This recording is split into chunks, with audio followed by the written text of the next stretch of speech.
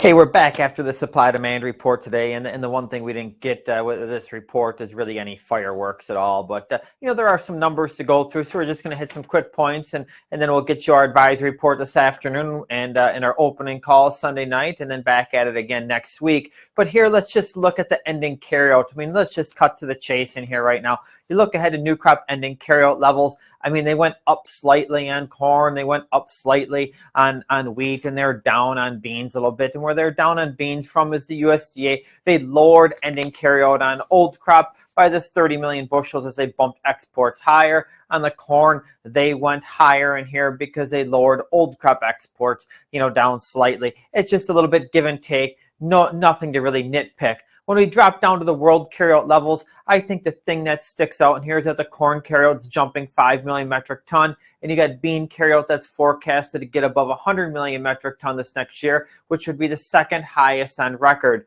The wheat carryout levels, are dropping from a year ago, but trying to stabilize in here at 267 million metric ton. Except for the corn leading a little negative out on the world carryout. Again, those figures are really a non-factor. As we look to some changes in here on this report and what sticks out, I mean, if you're bullish, you're really gravitating towards old crop bean ending carryout dropping 30 million bushels on an increase of exports. On changes for new crop, there was nothing on the corn and soybean supply demand tables, but on wheat, they did do a slight bump up in yield of 0.3 bushels an acre. Do I agree with that?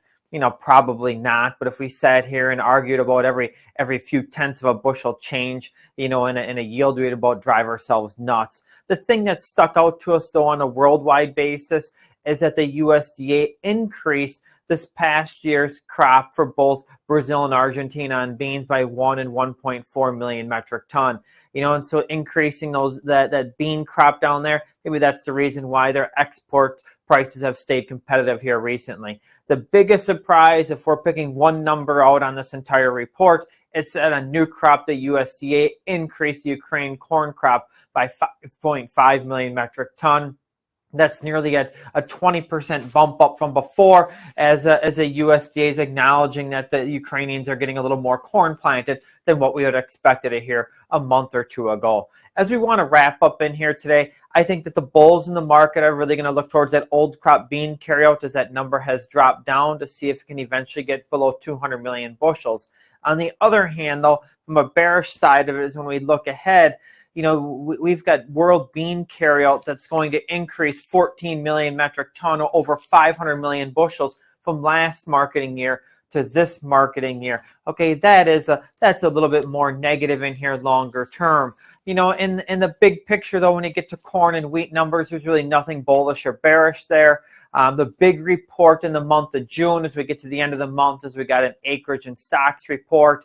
And the other thing, too, if you're really bullish these markets, you're pointing towards war and inflation.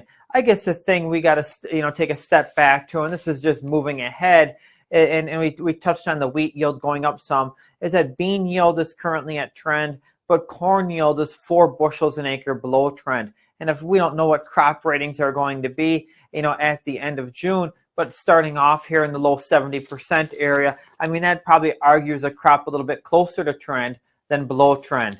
Hey, we'll see you on Sunday night, and then again here this next week. Any suggestions, give us a ring. Thank you.